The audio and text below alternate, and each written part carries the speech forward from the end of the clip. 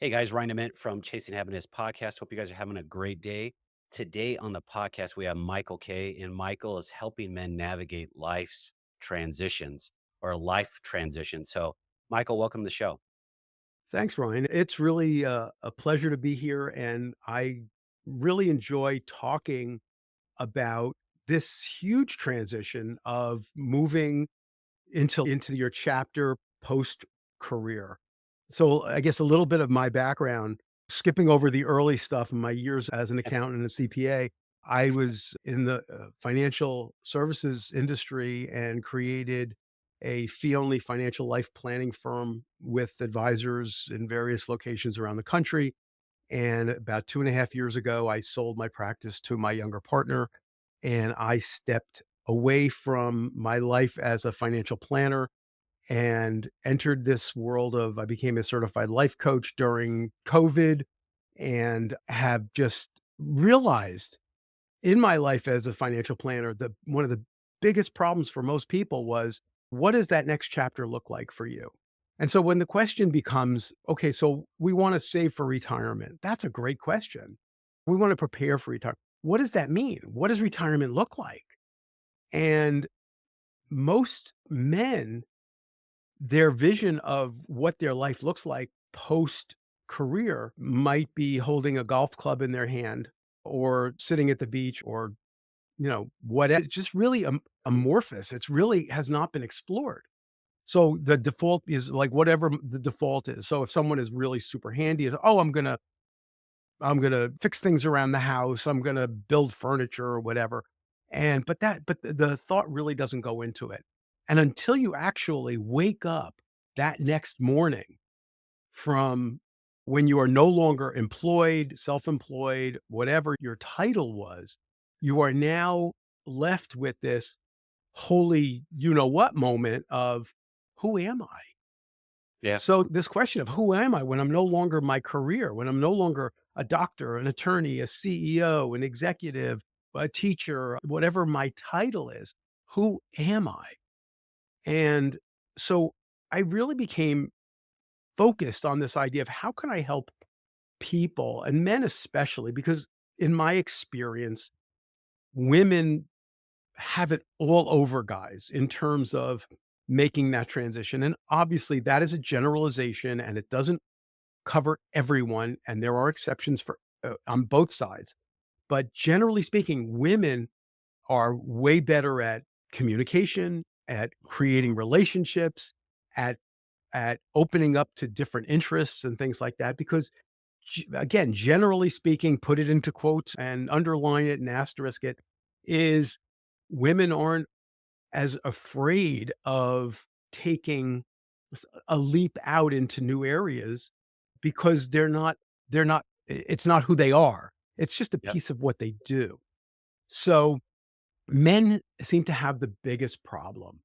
And so I created this community called Chapter X, and I do a biweekly podcast. I write 3 or 4 blog pieces a week in which you'll excuse the expression, expose myself to how I'm feeling. And there were times during my transition where I was feeling awful, and I shared that. And my wife was like, why would you put that out into the universe like that?" I said, "Because I want people to know that it's not just for everyone, all fun and games. It's not always joyful every moment, that there are times where you feel terrible and that you feel down and despondent and you're not quite sure. So I share that in a blog that I write 3 or 4 pieces a week, and I do a monthly Zoom meeting that I open up. And it's a community that there's no cost to the people who come to Chapter X. It's just a place to come and talk or share ideas, and I have no agenda. I don't sell anything. This is my labor of love. So that's basically what I'm doing now is focused on helping others make this transition, and I'm involved in a lot of other things as well. So, what got you to say giving up my practice, walking away from it, and going on to a new chapter? I guess I have a restless spirit. I loved what I did. I loved my life, my practice, my clients. I loved building the practice. but I've done it. Okay. I feel okay. I'm now 70 years old. So I was 68 and I was like, okay, I've done this for decades. I've been working literally since I was 12 years old, nonstop. And said, you know what? It's time to explore other things. And I am not, even though I was a devoted, focused, and committed financial life planner. I wrote 2 books about financial life planning, one for advisors, one for the public. I wrote countless articles for Forbes and other publications, and I felt like I had done everything that I wanted to do. I didn't feel like there was another innovation coming for me. So I wanted to see, okay, what's next for me? And this is what my calling was. And one of the other things that I made a decision to do was after a mere 50-year hiatus, I went back to playing music, which had been the biggest part of my life growing up. I was a classically trained trumpet player. And after 50 years of not literally not touching the instrument, I decided to go back and take lessons and go back and play again. So it's like, what other things can I do that bring me joy? So, for example, I made a decision that I'm only gonna do thing I'm gonna try I'll try anything, but if I don't like it, or if I don't think it's gonna bring me joy, I'm not gonna do it. And I was really bad. One of the worst things about me I could saying no was impossible for me. So I had to make that decision that there are things I'm gonna say no to. So, for example, I went to play with a local community band, and I went to one rehearsal, and I didn't like the vibes, I didn't like the music, I didn't feel comfortable, and so maybe it's me, I am an introvert, believe it or not, and I really am, and I said, "Maybe it's me, I'll go back to another rehearsal," and I felt the same way, and I called the conductor, and I said, "I'm sorry, I'm just not going to go forward because this is just not for me." And I've been playing with an adult big band locally, which is the most fun in the world, and with a great bunch of people, all adults who are either been playing music right along or back to music. And so those are some of the things that's another thing that I've been doing. And after decades of writing nonfiction, I had my first fiction short story published a couple of months ago, and I'm working on a novel. And so there's all kinds of things. I have 3 granddaughters, 2 of which are local, and I spend a lot of time with them, and so my life is super full. I do some volunteering, and, uh, and I'm planning on taking a course this fall through at Rutgers University.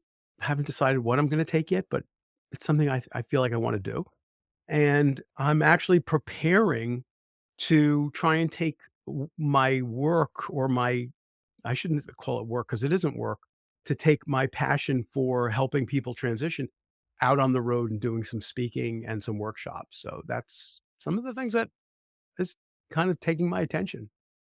That's great. You're finding things that are making you happy, but like you said, bring you joy. So I guess I'll back up and ask Johnny Obvious. You weren't fulfilled in what you were doing. It looks like you were a restless soul and you wanted to move forward. How how do the rest of us do this? How do we accomplish this? Because there are a lot of and I'm not gonna stereotype like you said, but I'm gonna say it. There's a lot of people that are unhappy what they're doing, Mhm. and they truly don't believe that they can find something that makes them happy and also make money. It's out there. It's just called finding it and then working towards that goal. I think one has to have the mindset of a growth mindset. One needs to have that willingness to say, "I'm gonna try this." And if it doesn't work out, if I go back into the history of my career and the things that I tried that didn't work, were a voluminous number of things that I tried that didn't work until I found things that did. And you have to have that spirit, like, okay, there is no failure. There's just finding out what works or what doesn't work or uh, what's appealing or what isn't appealing. So, for example, um, I was asked to volunteer with this organization about helping people coming from lower economic tiers and coach them on money success. I said, "This is something I would really like to do." And then I went to investigate and I found out that it is a weekly commitment for 1 year. Mm, And I said, "I would really love to do this, but I'm sorry. I just can't commit to every week for 1 year. If you find another way of doing it that doesn't require a 1-year commitment once a week, then I'd be really interested." So it's what are those boundaries? What am I willing to try and investigate? I think what a lot of people have is in this mind of when you ask yourself, "Who am I? Who am I? Am I a doctor? Am I an attorney? Am I a financial life planner? Am I a title? What are the things that brought me joy? What are the things that might bring me joy? What are the things that I might find is so much fun or so interesting?"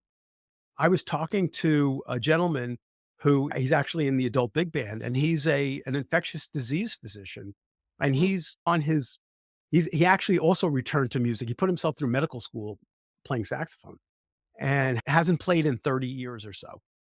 And as he's, now on his trajectory towards, ending his time in medicine, I asked him, I said, "What are some of the things that you might have interest in?" He goes, "You know what?" He goes, "I've always been fascinated by physics."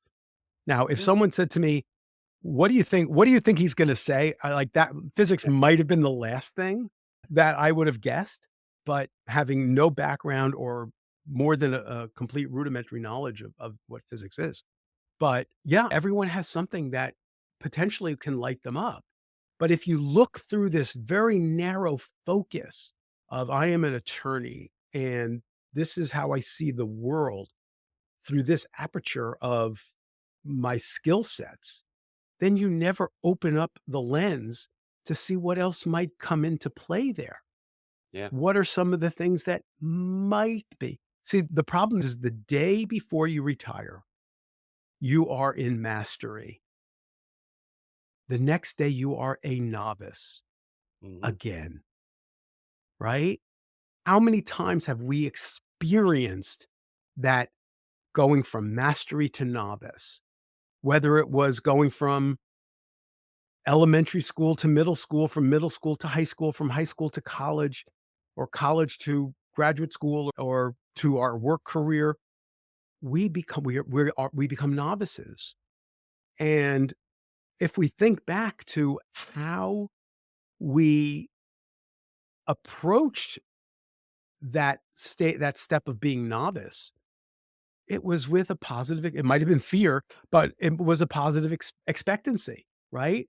When you became a freshman in college, yeah, you didn't know anything, right? You ruled the school as a senior in high school, but now you are a novice in your freshman year of college. And by the time it's what's in front of me, what are all these things that no one's gonna wake me up to go to get to class on time or pack my lunch. There are all these things that I've got to navigate. The same thing when I start my career. I come in as the rookie. I might have been summa cum laude in college, but I'm still just a rookie learning the ropes when I go into my first job. So we need that mindset of it's okay to be a novice. yeah, It's okay to start at with wonder, with curiosity, with eager expectancy, and then say, okay, what are my boundaries? What are the things that what am I gonna say no to? What do I want my life to look like? And in my life now, I've made certain decisions. Like I am not going to pack my day from 8 in the morning till 7 at night. mhm, I'm just not interested. Excuse me. I'm going to put in my day things that make sense to me. I want to do something that's active. I'm going to go work out. I'm not going to live in the gym. I was in the gym and I was talking to this one guy and who's retired and he spends like 3 hours in the gym a day. I said, in my way of thinking, and I didn't say this to him, but my thinking was is like we exercise to be healthy so that we can live our life. We don't spend our life in the gym so that we are not engaged in life where it's kind of like an escape. It's okay, I've taken up this 3 hours of my day. Now what? So, what we wanna do is think about socialization. How do we one of the biggest questions is How do I make friends now? The people at work are who that I left behind at work, they don't really wanna talk to me. They might say hi or whatever, but they're involved in their lives. Now, who am I when how do I meet new people and who do I reconnect with and how do I find meaning on a social level in a new way? And Mhm. it's being open and willing and okay, it's uncomfortable. If I had a nickel for every time I've said this, I'd be super wealthy. And no one ever died from being uncomfortable, right? It's not a fatal disease. With where we're at in the craziness going on in the world and so forth, we're all afraid to go out and get outside of our box. We think we have to stay within these lanes to be safe.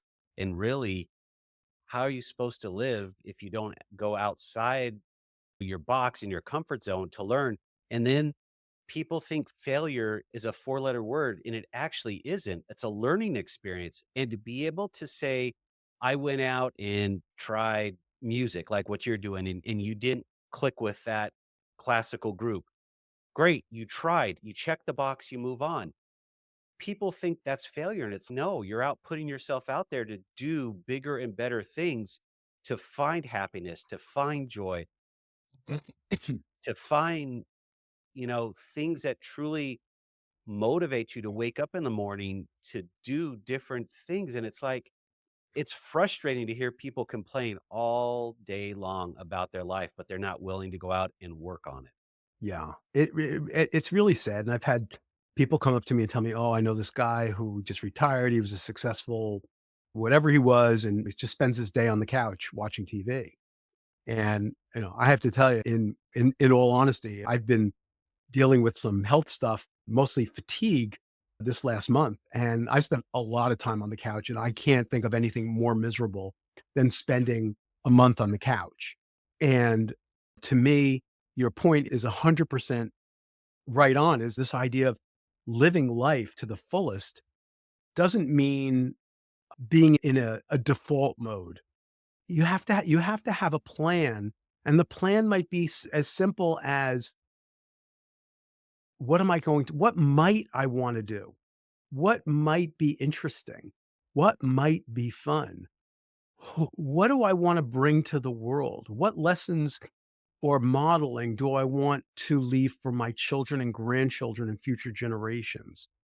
What do I need to do? And you talk about all the time, and some of the guys on the Chapter X community have one guy who's a retired geriatrician, and I have teachers and professors and attorneys and things like that, and they all talk about it's like health, physical health, mental health, and if any of those 2 things are problematic, you gotta work on those things.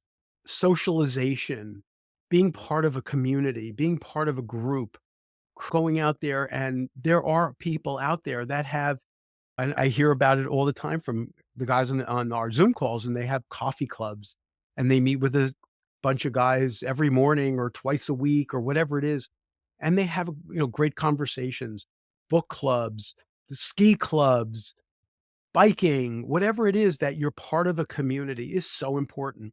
And then it's enriching your mental stimulation. What are the things that you can do to increase your mental stimulation? I have to tell you, I for years, I've been belaboring on Duolingo, on learning Spanish, and I taken Spanish in high school and it was a terrible I have a really good ear, but I have a really bad memory. So, I'd been battling Duolingo for years, and I finally said, "You know what? I wanna do something different," and I started learning German on for no reason, but I'm gonna start learning German, and so, I wanna do something that's gonna stimulate me intellectually. Like, German has cool words, like, the word for an ATM is a Geldautomat. So, the word for money is Geld and an Automat. So, I it's so charming. It's a mouthful, but ATM is a lot easier, but Geldautomat seems like a very kind of fun word to say. So, it's like, how do we have a life that we value? How do we live the life that we put our heads on the pillow at night and say, "Yeah, it was a good day. I'm alive. I have" where are you, spiritually? What are you connected to in the universe? And how do you keep these things aligned to keep you moving forward? And this whole idea of being generative, of giving back to the world in a way is, I think, is really important for who we are and for what we're teaching our children and grandchildren. I can't think of anything more important than that. If we are blessed enough to have financial security and we understand, as you notice, I don't talk about money in chapter X. After decades and decades of that's all I was talking and writing about, I made that decision not to talk about money. If we are blessed enough to have financial security, then isn't it our responsibility to give back to the world in the best way we can? Whether it's mentoring someone, volunteering, and doing something that's meaningful to us, doing activities that we bring ourselves out into the world. Someone asked me about doing some more coaching, and I do a little bit of life coaching, but I'm not looking to build a coaching practice because that would mean sitting in front of the computer hours and hours a day coaching, and I don't want to do that. That's not what that's not part of my plan. I'm happy to do it on one-offs and for people here and there, but no, it's not how I want to build my life. So, I think the idea is to go in with again, that word curiosity is so important. Mhm. Positive expectancy, changing, as you said, changing the thought of failure because Yeah. yeah, because as professionals or as in mastery in our careers, we don't want to fail, but we have the luxury. What is so failure in chapter X is sitting on the couch watching TV, Mm. okay? And as I've also spoken a lot about the idea that you might have a plan for retirement, but you need a plan B.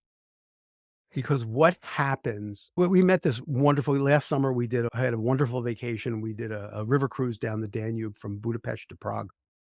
Although Prague is not on the Danube, that's where the tour ended up. And this wonderful guy who we met, and he was newly retired, worked for Lenovo, and he traveled the world and putting factories together all over the world. And he said he had just retired. And I said, "What does retirement look like for you?" He goes, "Oh, I love to play golf." And he goes, "I play so often." I go, "Okay, what's your plan B?" I said, "What happens if you wake up one morning and your back is out or your hip is out or your knee's not working or it's raining? What are you going to do? You're going to sit on the couch and watch Oprah? What are you going to do?" And he looked at me like, "I have no idea." I said, "Okay, maybe you need a plan B. What are some of the things you might wanna do, and how are you gonna do it?" So, it really is about courage, and it really is about this positive expectancy. We don't know how long we're gonna be walking this earth. We all know one thing for sure, it's gonna come to an end. Correct. So, how do we bring the most joy, the most meaning, the most impact to the time we're given by living the life that we value most. I love it. I truly do. We're getting to the bottom of the hour. We're getting close, but I wanted to ask a couple other things. Chapter X, Mhm. can anybody join or do you have to be a retiree? No, anyone can join. Most of the men who join are either on the road to retirement, they're preparing for, or they are retired. But to come onto a Zoom meeting or to receive the blog posts, and it's just going onto the website and signing on to get the announcements. That's all. And all the podcasts and the blogs are up on the website. As I said, they're sent out 3 or 4 times a week, and then we do a monthly meeting once a month, and I limit it to 15. And sometimes 15 show up, sometimes 12 show up, sometimes whatever. It's whoever chooses, and we've got gentlemen from all over the country, which is very cool. Interests me. I'll have to definitely take a look at it because I'm on the road. I'm not there yet, but I'm planning to be on the road. Is the website chapterx.com? What's No, the website is Michael F as in Frank, okay? Kay, Yeah. Michaelfkay.com. Okay. And We'll link that in the show notes so everyone actually can get that. So if they want to come sure. take a look at it, that'd be great. Sure, and if anyone has questions that they wanna just have a chat, I'm happy to. I do that all the time. People say, "Can we just have a talk?" And I'm getting ready. Could we spend a half hour on the phone or on Zoom? And I'm always happy to do that. Okay. And then did I hear that right? You limit the amount of people into the Zoom call to 15? I do for Okay, the reason that if it's more than 15, it gets unwieldy, and I really want people to feel like they have the opportunity to share. okay, So, the first 15 that sign up get on, and after that, they'll have to wait till the next and then jump on it faster when they get the announcement. okay. Great. I'll link that in there. Sir, thank you very much for sharing, but also being vulnerable and talking about life and how to get out there because a lot of us struggle with it. I know I did. And now I have to put it out there and make sure that I'm going after the things that bring me joy and happiness. And Yeah, if you're not, what's the point of doing what you're doing? exactly. If you're not working towards joy, gratitude, living your best life, and dealing with everyone's gotta learn to deal with their stuff and ask Yep. that question, and as we said, nothing happens in your comfort zone. No growth can happen in the comfort zone. So, if you're uncomfortable, the first thing I say is, "You're not gonna die. You're just uncomfortable." I said this to my daughter the other day. So, it just realizing that if you're uncomfortable, it means that you're learning. Yeah. It means that you're in that zone where something amazing can happen. Yeah. So, just be open because what's the worst thing that can happen? Right? What's the downside here of trying something new and saying, it's not for me," or Yeah. "Why didn't I like that?" or "Maybe I should try it again," or "You know what? No way. This is definitely not in my scope." But yeah, go out there and get uncomfortable, but figure out what it means to be. So answering the question, "Who am I when I'm no longer in my career?" That's going to be a tough one, but I love it. And I think we could end there, sir. Thank you very much. Love it. And I hope everything goes well with the appointment today. Thanks, Ron.